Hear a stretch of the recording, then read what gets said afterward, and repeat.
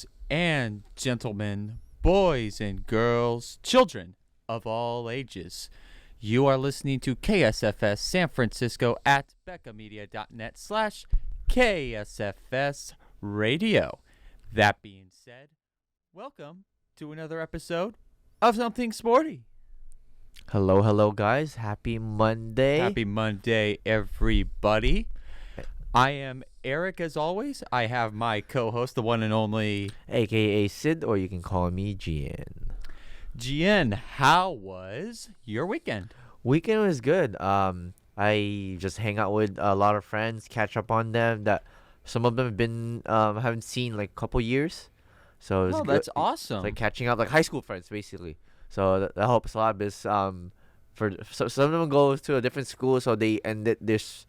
Their Thanksgiving break starts early. They have 2 weeks, but they don't get they barely have winter break. That makes sense. So they have a 2-week Thanksgiving break. Mm-hmm. Like not 2 weeks, but for them they started early. Some of them they don't have classes, and some of them is online, so they just came home early for in SF. That's unheard of. No, some of them is online. That's why. So they just came home and they're like, I'm gonna come home early.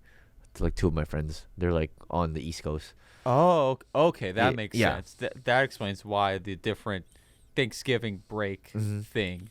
Yeah, I mean, some of them, they said, some of the teachers said, oh, we're not going to have class, so everything's going to be online. So, like, they just like, oh, might as well just go home early. So. Okay, so it's like a yes and no thing, or? They said you can stay, but, like, there's no professor. You're just going to be online. So, might as well. Some of them stayed. Some of them just went back home to the Bay because they missed to the Bay. Okay, so all right. They basically, supposed to be, basically for them, their Thanksgiving ends at Thursday, I believe so. Because the classes ends like. Oh, so they end their break this Thursday. This Thursday. So, but they just came early. Okay. Do they have like the actual Thanksgiving day off? Yeah. Okay. Yeah. All right. At least they have that. So, I want to start off this show by shouting out some of our teams at SF State. Ooh. First off, I want to shout out the SF State men's and women's basketball teams for getting the win over the weekend. For which one? For what where's the opponent? What school? So, over the weekend, specifically Friday and Saturday, there was the SF State Gator Invite that kicked off the season for basketball. SF State, of course, Cal State Monterey Bay, Holy Names, and Academy of Art, all competed in the invite. So on Friday, Cal State Monterey Bay kicked off the weekend with a comeback win. Ooh, winning 61-59, and it came down to the final seconds. Oh, that was a close. Yeah, and I commentated that game too, and oh wow, fun game. All these games were fun to commentate, but I'll get to each one as we go.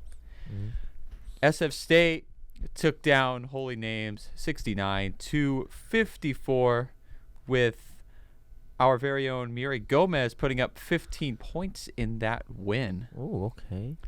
Next day, Saturday, Cal State Monterey Bay defeated Holy Names 81-59. And SF State took down Academy of Art, the Urban Knights, 62-52. Oh, 10-point lead. Oh, that's good. Yeah, that was a fun game. Probably the funnest game in the entire weekend. And then last they no overtime, just took it for thing. It was just a fun back and forth game. Like it was fun to commentate all those games regardless of the outcome. Okay, that's good. Fun time all around. As for the men's basketball team, they got a win against Cal Dominican yesterday, 66-56. Okay, Jaden Flanagan putting up a double-double to take down the Cal Dominican Penguins. Oh, I like that name, Penguins. Yeah. There were also some Gators of the Week that were announced recently. Oh, what is it? So, Gator of the Week is basically recognizing an athlete from the school that had a standout performance. Oh, okay. I see. In their respective sport. So it was basketball sweeping the honors for Gator of the Week. Maya Blake was averaging 13.5 points per game and 5 assists, while nailing at least 5 threes in the game against Academy of Art, including a buzzer beater 3 in the first quarter. Oh, that's even better. I love those buzzer beaters. Yeah, It's like it gets you hype. it's exciting to see, and I was excited with calling that moment. I was like, "Oh, Maya Blake at the buzzer." Well, I didn't say those exact words, but very similar to it, but excited nevertheless. And then I just blanked out. I'm sorry. She averaged 13.5 points per game and 5 assists throughout the weekend as the Gators went undefeated. Ooh, see, the thing about our school, since our school is a commuter school, we don't really recognize our sport like that well. When I started, I didn't even know we have a basketball team, a volleyball team, but like now we have this, like, us talking about it helps a lot that we actually have these type of teams. But some people don't know that that we have this like teams that you can join and like actually participate. So yeah, so that's good. As for the men's basketball team, we had Toby Okuoke averaging 14 points and 6.5 rebounds in the weekend. I believe they went 1-1 that weekend. Ooh, okay. Yeah, but still had a good weekend regardless. Mm-hmm. The men's basketball team. And well, both basketball teams in general. That's good. Yeah. Another sport I want to shout out is SF State Wrestling, who got some wins from Joshua Fuentes, Noriko Bolton Tam, Leith Gilmore, and Emilio Franco. They all got wins in respective weight divisions. Congratulations to them. That's good. I didn't even know we have a wrestling team. Yeah, we've had a wrestling team for quite a while now. Is it the near the, what's that called, the science building? There's like a gym that is like kind of lowered to the thing. It's like a It's at the Don Nassar gym or Don Nassar Family Plaza. I've seen that one. Yeah, that's where all the kines classes are. Oh, okay, got it. That makes sense now. Yeah, and their practice facility is across from the basketball court. In other words, on the other side of that building. Oh, okay. So right next to Thornton Hall, basically. Oh, okay, that's I remember. Yeah, that makes sense. And their next home duel is on November 18th at 4:30 p.m. In SF? Yeah. Oh, okay, good. Yeah, in that matchup, though, they unfortunately fell to number 10 Colorado Mesa. But as I've mentioned, they came out with some wins. Mm-hmm. So that's a good sight to see. Yeah. You win some, you lose some. So. Yeah. And speaking of college sports, there is some good Division I action that happened this weekend, too. The return of the Armed Forces Classic. So for the first time, the event has happened since 2019, but the first time in 11 years to be produced on the flight deck of an active aircraft carrier. What? Yeah, That's specifically crazy. on the USS Abraham Lincoln. I am not making this up. That is an actual name of an aircraft carrier. Yeah, I think I've been this. If you go to San Diego, you can also give this is super rare, but like they have tours of aircraft carrier. Oh yeah, I've heard of that. Yeah, I've been to, I think, which one is it? It's like it's one of the first 6 one, I believe. It was like it's about to retire, just maintenance and stuff. So it's pretty cool. I didn't know how big it was. When the moment you like actually stand on the landing deck, is like 3 football fields can fit in there. It's crazy. Yeah, it's crazy. Let alone play basketball on an aircraft carrier. It was the matchup between Michigan State, who is unranked, and currently ranked number 2 Gonzaga. Ooh, how'd that go? Both teams donning camouflage versions of their jerseys. A fun back and forth game with Michigan State alley-oop buzzer beater in the first half, but the game came down to the final seconds, with Michigan State missing a game-winning 3 as the Bulldogs took down Michigan State 63-61. Oh, that sucks. Yeah, hyped crowd on the ship. But yeah, fun back and forth game, hyped crowd. I think an exciting sight to see. It was beautiful. I've seen footage of like the basketball court being made on the ship, and It's amazing. wow, to say the least. Yeah. Wow. What an experience playing on an aircraft carrier on a deck too. Yeah, crazy. this is like a once in a maybe generation. Yeah. Well, for some people it'll be once in a generation. Yeah, to play on it, it was definitely a once in a lifetime opportunity. Mhm. And it's just crazy that they picked that. They picked an aircraft carrier to out of all the other stuff that you can go do it. They pick an aircraft carrier, and there's pulling those off is that's not no joke because you need a lot of permits. You have to approve like from the military. So props to them making that happen. Whoever organized that thing. Okay. Sorry, I just got a text from somebody at the time of this broadcast. No worries.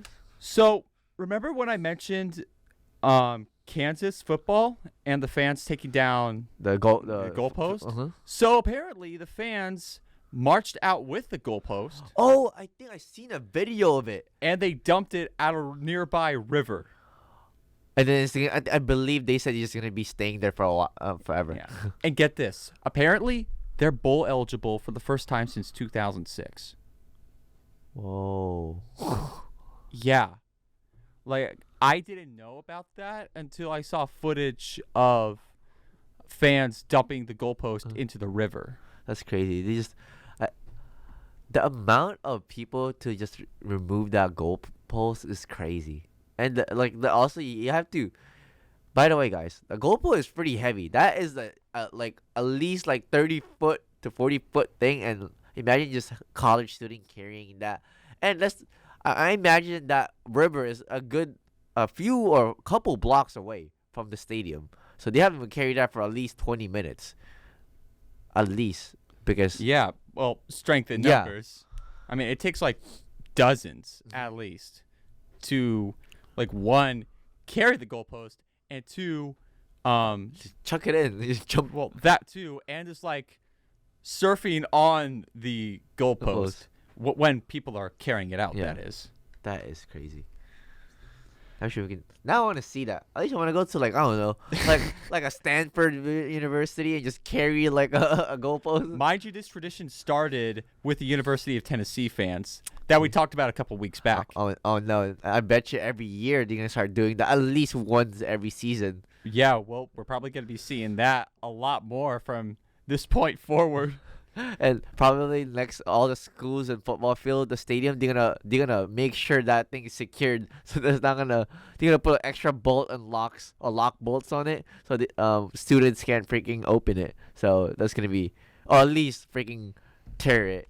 So they're gonna make sure that that's gonna happen in the future. But I doubt it. If the amount of people trying to put that down, some way or another, it's gonna break, and they're gonna find a way.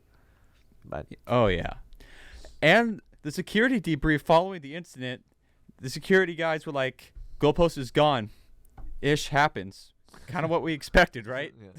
I mean, what, are they gonna stop them? They just nonchalantly accepted their fate. Yeah. They're like, yeah, we kind of saw this coming. Yeah. And the funny part, okay, imagine, okay, the security were like, they're not gonna stop like 1,000 to 500 students. Like they have no match for that. Like the amount of people with carrying that, they can't stop it. And they said, imagine they're trying to stop it. There's no way. Because I know security is only a certain amount, like probably 20 max.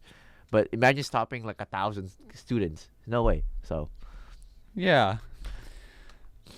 So, I'm sorry, I'm blanking out right now. no worries. Yeah. So, here's a ridiculous play that happened over the weekend. So, Bucks versus Seahawks, right? Mm-hmm. So, Leonard Fournette goes for a trick play, tried playing quarterback, and Brady tried playing wide receiver. Yeah, Leonard Fournette throws it out, but ball gets picked off. Tom Brady apparently slipped during that play. Oh, did he get injured? Well, thankfully no, Oh. but it was just a little like shacked in a fool moment, if you will. I see. Wait, do you know what that is? No. Shacked in a Fool is basically like a show talking about mishaps, like big embarrassing mishaps that happen in the NBA. But in this case, if the NFL had a version of Shacked in a Fool, then this moment would have definitely made the show. Oh. Yeah. But it didn't matter ultimately, as the Bucks got the win 21-16. Seattle scored 13 in the fourth quarter, but that unfortunately wasn't enough to ignite a comeback. Ooh, that's tough. Though, back to the NFL, crazy matchup happened. Crazy. Bills versus Vikings yesterday. Mm-hmm. Match of the year, I think. Third quarter, 25 seconds to go. Josh Allen throws it to Stephon Diggs, who makes an incredible one-armed catch. He just leaps into the air. He jumped and he caught it, right? Yeah, he caught it, and he did like a little spin over, and like he still kept going for a little bit. Oof. Yeah, it's crazy. Mind-blowing. It was a crazy game because it's so close. 33 to 30. Yeah, final score in overtime, mind you. Here's the craziest play of the game, though. Kirk Cousins, he throws it out. Justin Jefferson reaches out his whole body, stretches out as wide as he can. And he blew Odell Beckham Jr. out of the water. Oof. Yeah, with his Freaking amazing catch. Yeah.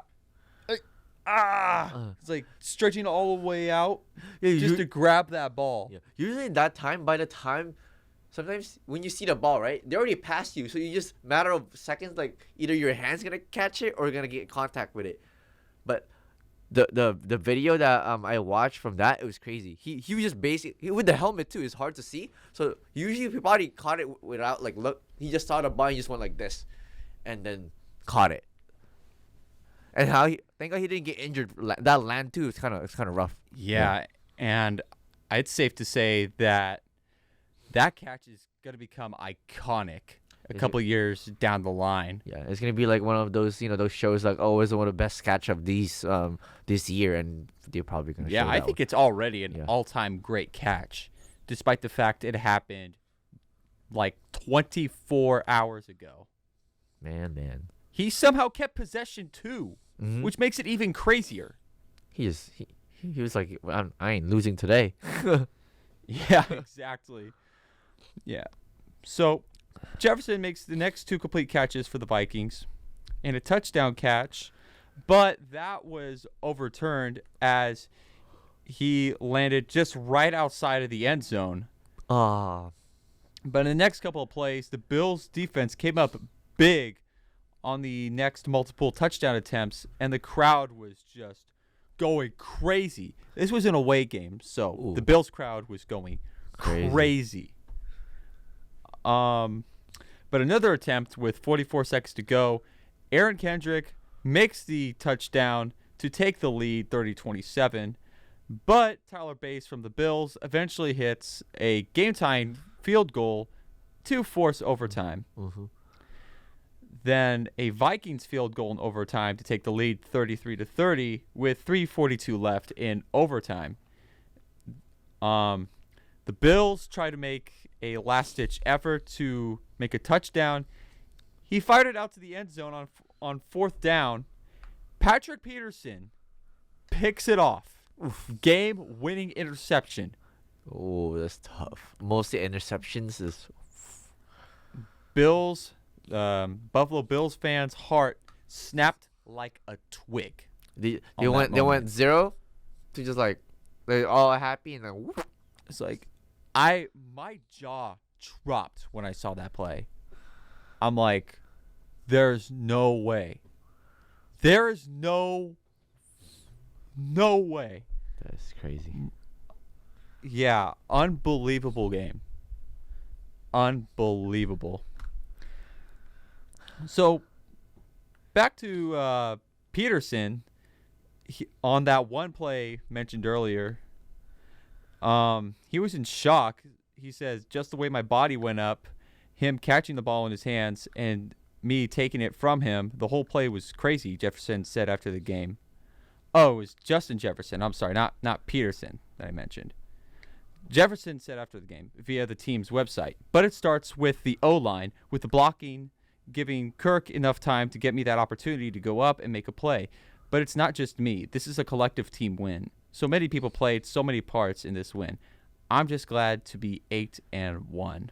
Ooh. Yeah, I think they're the second best team in the league right now, next to the Eagles. Ooh, okay. Oh, that reminds me. What's going on with the Eagles? They're playing the Commanders right now. Yeah. Oh, the Commanders are up 23-21. Hey, is it a fourth quarter or two? Yeah, fourth quarter, 14-16 to go. Hey, Eagles, bro. 8-0. Is this gonna be the first L? Well, we can only wait and see. We'll see in about 20 minutes. 23-21 at the time of this show broadcasting. And, yeah. So, back to the Vikings. Kirk Cousins, team quarterback, threw for 357 yards and 1 yard against Josh Allen's 330 yards and a touchdown. Justin Jefferson got 114 yards in and a touchdown against Stephon Diggs. Yeah.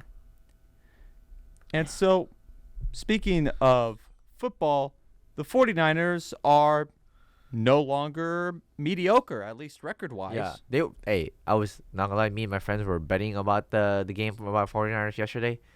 I thought I was about to lose. I was on Chargers, but I switched my bet to 49ers, and then thank God I switched. Because I won $50. $50.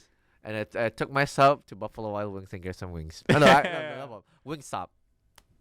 Oh, yeah. Wingstop's expensive nowadays, man. Oh it's my God. Crazy. Yeah. But anyways, the Niners are returning from their bye week.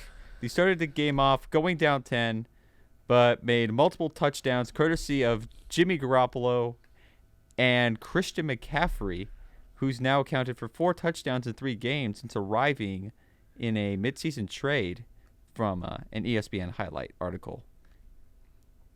That note was. Yeah. Ooh. So it makes me think about something. I think there's signs of hope now for the 49ers. Mm-hmm. And maybe the Niners are turning things around, given that they're now 3-1 at home. That's good. After taking down the Chargers. That's pretty good, you know. Yeah. And another thing I thought of is a new nickname for Jimmy G. Oh, what is it? Jimmy Hit or Miss. Because either this guy does really good or really awful. As if this season didn't prove anything to us. Man,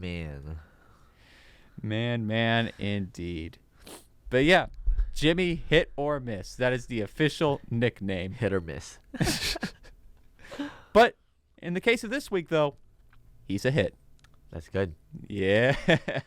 But, you'll never know. Next week or in a couple of weeks, he's going to be like a miss. Yeah. Maybe we could just predict the rest of the season as to how he'll perform. You never know. And say, hit, or miss. Mm-hmm. Or, you know what I mean. Anyways, what do you have that's sporty for us? Ooh, okay. I know a lot of people. If ever you guys follow the YouTube, Twitch, or TikTok boxing, Floyd Mayweather versus Deji. If everyone watched that, even though Deji, lost and stuff, he still got Mayweather a black eye.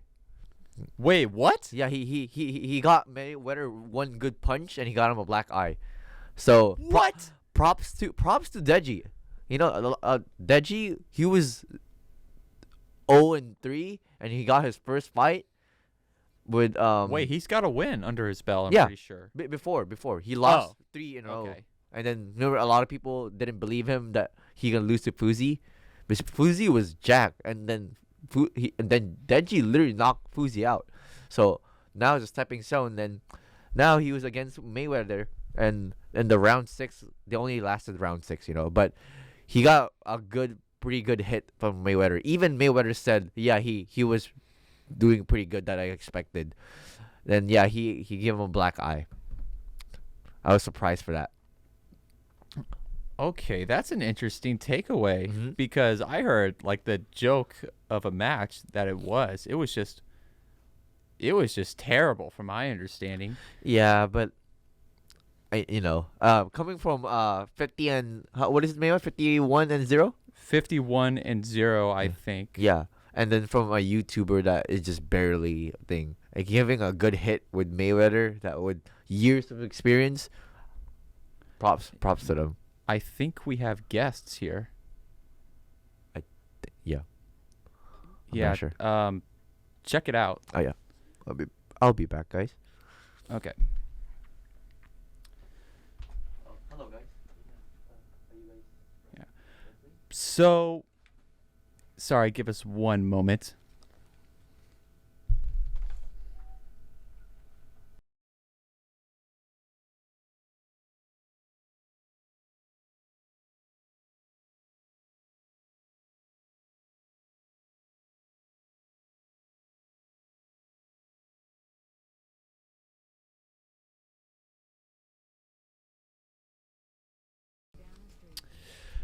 Sorry about that. We had some guests over. They plan to be our guest hosts the week after Thanksgiving break. So there's some breaking news for our next episode. Something sporty. So, with that aside, let's continue talking about Mayweather versus Deji. Mm-hmm.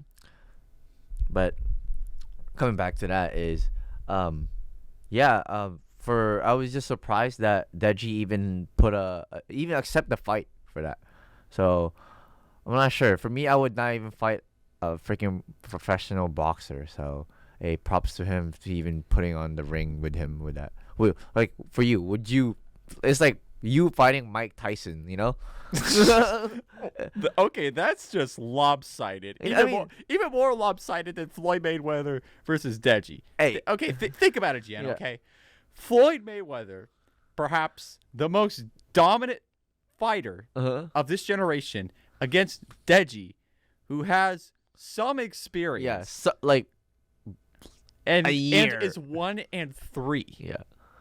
And then you're comparing to Mike Tyson, who is one of the greatest fighters of all time, and me. Hey, I didn't know when to. I had no one to say his name. Could have just said one of that guy's name, like the people. I had no one to compare it to. But like you know what I'm trying to say. But yeah. Oh, okay. Oh wait, never mind. Now it's clicking. Yeah. Okay.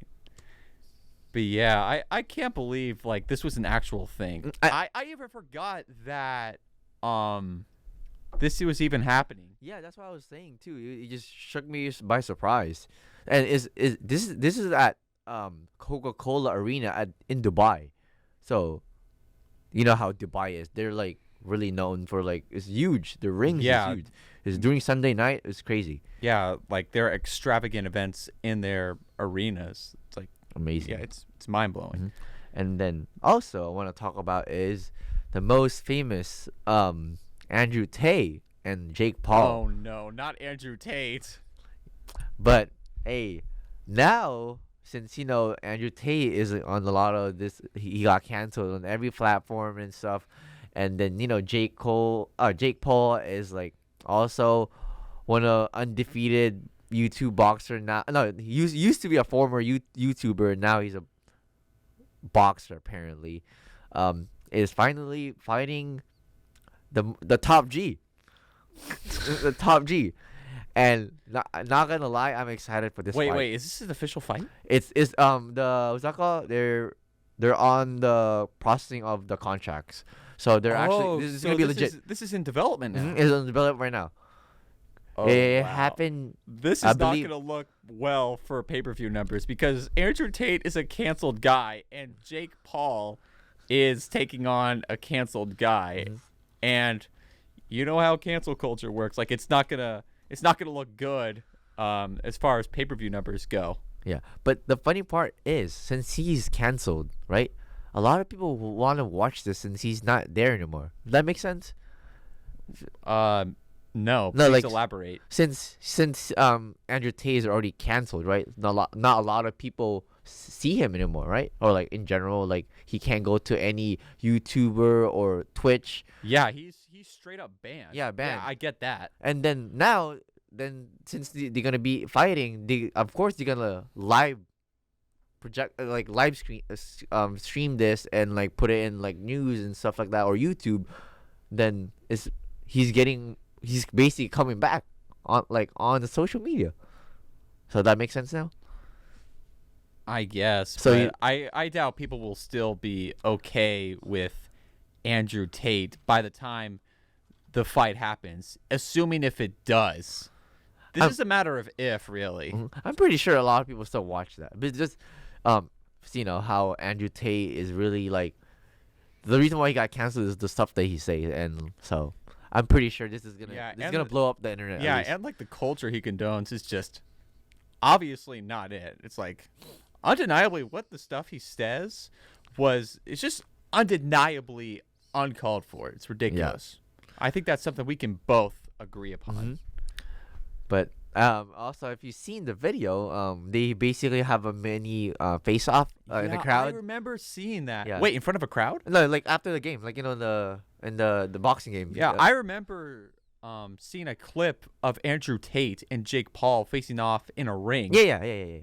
That Okay, one. is that the clip you're No, referring to? this the clip is like literally the fight from Deji's thing because they're watching. Oh. Yeah. So Jake Paul went up Oh, to so this is a second face-off they did. basically, yeah. Okay. And then I believe on that note, when this time already they're already probably writing like a agreement and stuff, and then Jake Paul just being probably cocky and went up in front of Andrew Tate on that Mayweather versus Deji fight since he was there also. Interesting. Yeah. Speaking of Jake Paul, earlier in that same pay-per-view as Mayweather versus Deji, John Fury, the father of Tommy Fury and Tyson Fury, saw Jake Paul in the crowd. Oh yeah. And he wanted to fight Jake Paul. And Jake Paul was like, come on, bring it on, bring it on. And this guy was trash talking too. Yeah. And On the microphone, mind you. and also, John Fury ripped his shirts off and called out Jake Paul alongside with his Tommy son. Wait, when was this? Literally, I just seen this article. It's literally like here. There's a video of him arguing with Jake Paul while he's shirtless. Okay, I remember seeing the footage. Yeah. But I thought he called him out prior to the event. Oh, I'm not sure. It looks like he's in the ring, and then and Jake Paul is probably sitting on the crowd. So that's pretty funny, Imagine John Fury versus Jake Paul. bro. I don't even. Actually, I don't even know if that would be, completely possible because Jake Paul and John Fury would be in different weight divisions. I believe so. I think John Fury is in the heavyweight, believes. Yeah. Yeah, and then- obviously different boxers from different class weights can't fight each other. Yeah. It has to be Same. Like both competitors have to be in the same weight division. Mhm. I mean, that's just Fair. boxing Yeah. common sense. Yeah, that makes sense. Like I'm not gonna fight like a 300-pound guy versus my skinny ass 120. You know. Yeah. It has to be equal. At least, yeah. As in division wise. At least couple pounds, difference. Yeah. What else? So back to the same pay-per-view, I noticed that in an Instagram video from ESPN Ringside's Instagram account, Floyd Mayweather and Deji were showing each other respect. I mean, that's good. That's good sportsmanship. I'm surprised. I'm really surprised by that. But at the same time, Deji took this to the 6th round. 6 rounds of 8 rounds, mind you. But at the same time, I don't think Floyd was putting in any effort in this fight. Yes, he was just playing with him, bro. Yeah, I've seen the video. Was he just putting any effort in this fight? No! He wasn't! He would just... He was... He would have probably knocked him out like 3. Yeah, he would have knocked him out in a matter of seconds. He would be out like that. So my point is there was no way Mayweather was just putting in as much effort as he would in like an actual fight. Mm-hmm. But at the same time, this was like an exhibition match, and it doesn't really affect his record. Mm-hmm. However, it wouldn't take away how shocking it would be if Deji actually managed to knock down Floyd Mayweather. Ooh. The internet would snap as we know it. Because a YouTuber, for one, knocked down Floyd Mayweather, and 2, Mayweather hasn't really been knocked down as much, at least, in his entire career. Yeah. So it's going to be a shocking moment. If this Undeniably. Especially that it's a undefeated world-class boxer. Oh, that's crazy.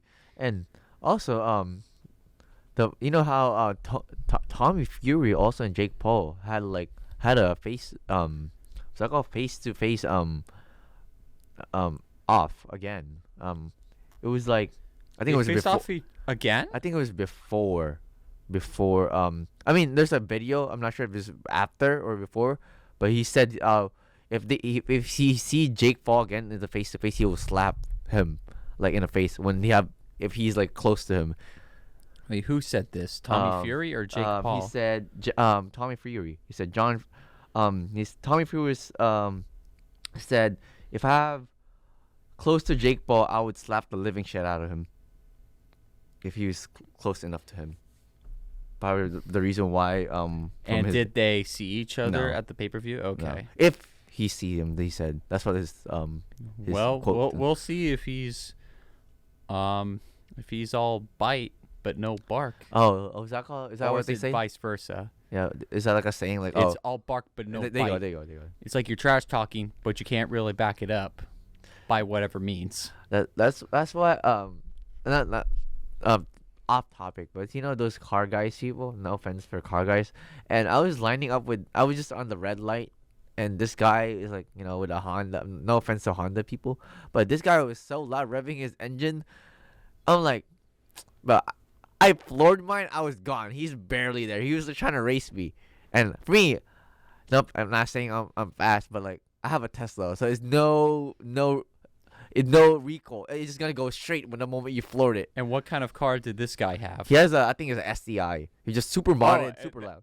Yeah, it's a clear difference as to who would win. Yeah, he just keep win a street race. Yeah, he just keep like revving it, and he's looking at me and it's my side mirror, even though I'm tinted, like I can see him looking, and for some reason he wanted to race. I floored it, and he's gone. He's like probably like I was like 6 cars ahead. I was like, bro. Yeah, So, yeah. That's just like that's why I said all bark but no bite. Yes. Not to mention ego inflation. Mm-hmm. This guy has a sports car. Yeah. Yeah, but at the same time, Tesla people. Yeah. You know, Well, it depends. What's that called? What do you call those controllable cars? RC. RC. It's basically an RC car, you know, with the iPhone technology. I mean, yeah, you're not wrong, and there's also like an autopilot feature, but depends on the model, really. Mm-hmm. But yeah. So, with that aside, let's now transition to some NBA action going on. I was just recently watching some NBA earlier too. Yeah, Stephen Curry has been going off on his own right recently. The man is one of the oldest players now in NBA history to score back-to-back 40-point performances. Shoo! Yeah. First performance was, I believe, 41 points against the Cavaliers, And the 47-point performance was against the Kings. Oh, speaking of which, they lost to the Kings on Sunday. Oh yeah, I was. And that was just awful. But at the same time, Domantas Sabonis had a mind-blowing performance. 22 points, or 26 points, 22 rebounds, and 8 assists. A monster double-double, especially on the rebound end. Crazy. I mean, and this guy's kind of a big guy, too, so it kind of makes sense for those rebounds. But still, Warriors played awfully. Yep. And they're 0-7 on the road. And they're starting that way on the road for the first time since 1989. That is just... I don't even know. What is going on? Come on, defending champion. The defending champions, too? And they're 5-8? It's just... I mean, right now they're playing the Spurs. Right now there's only second quarter, so they're 45. They're 45. playing right now? Spurs versus Spurs? Yeah, it's 45-35. But you never know. The first 3 quarters won't matter until you see the last the fourth quarter. So that's true, but it doesn't take away the fact that they've just been playing awfully so far this season. They lost. They won the Cavaliers last Friday, but they lost to the Kings by 3. Come on now, guys. Yeah, it's ridiculous. They lost to the Magics at Thursdays by 1 point. Yeah, there's a lot of games that they could have easily won. Yeah, they lost to the Heat. Okay, to be fair, the Heat is a really good team. Yeah, now they're a championship contender team. Mm-hmm. Yeah, so there's almost no excuse there. And then they lost to Pistons. Pistons like on the end of this month, last month. So yeah. The Warriors apparently have a bottom 10 defense. In other words, they have one of the worst defenses in the league right now. Oof. How come? Multiple turnovers, and the players apparently playing sloppy defense against teams. I think probably that's the reason why is, since they're like defending champion and they have that kind of ego check. They're like, oh, we got this. We don't need to try as hard. Because when last season Clay was off for a couple of years, so they need to work harder because they're missing a star player and stuff like that. So that makes sense. Like since they're like right now they have a full team, right? Okay. And last season they're missing people like their star team, so a lot of the people would have to double time to cover that thing.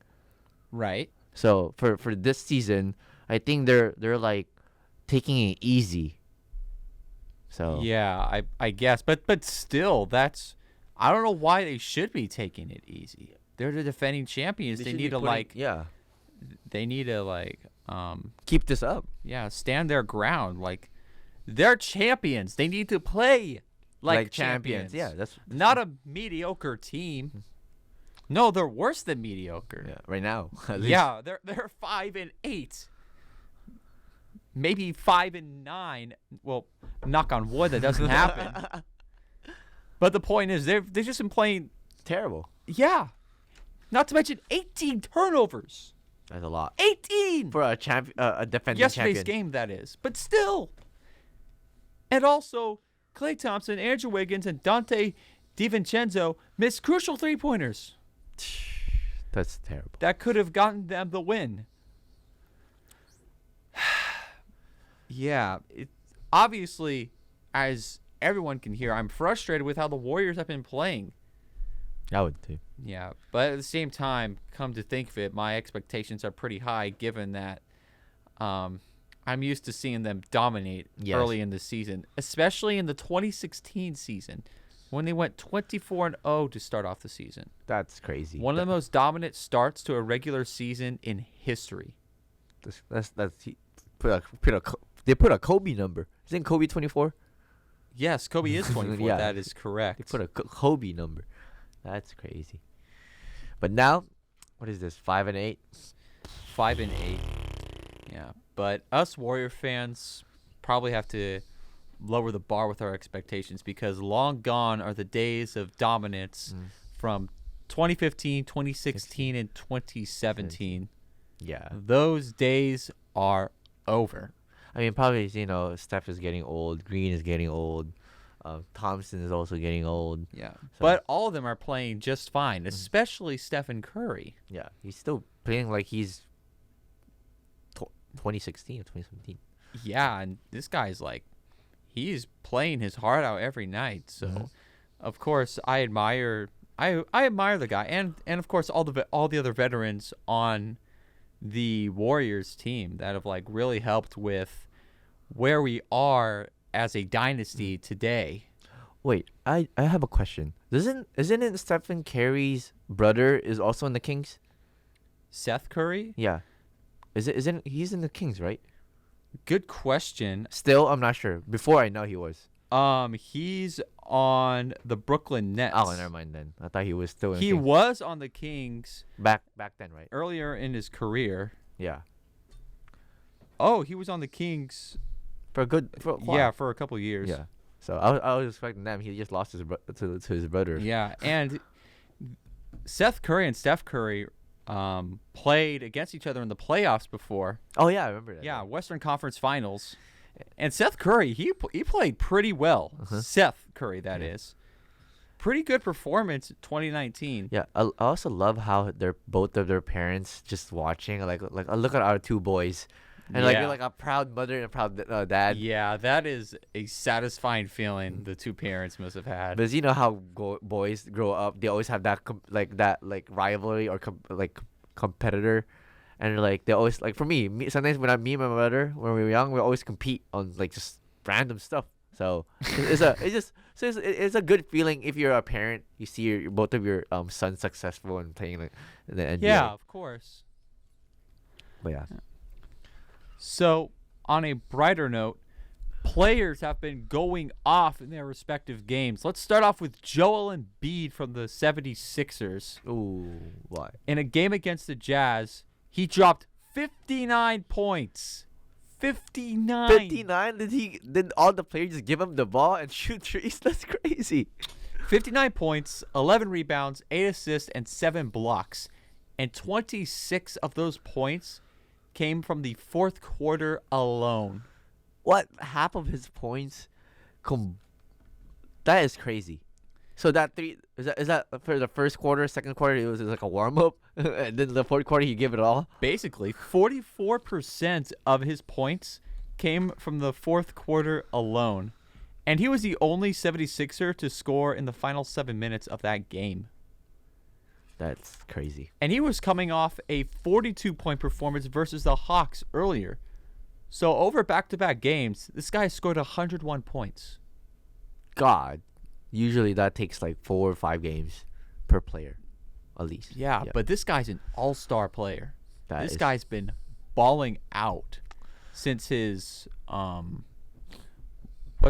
breakout season in 2018 when he won his first all-star selection. Oh, that's good. Yeah, and I love watching Joel Embiid. This guy's crazy good. Man. Yeah. What is that again? 42 points. That's 42 points versus the Hawks, and then 59 points versus the Jazz. That's 101 points over this weekend. Yeah, just this weekend too. How the heck he got that much energy after that second one? Progression over your career, GN. Man. Yeah, and this guy, I think he won the scoring title too this past season. Oh, Yeah, so he's the defending scoring champion. he's probably trying to keep that title. Maybe so.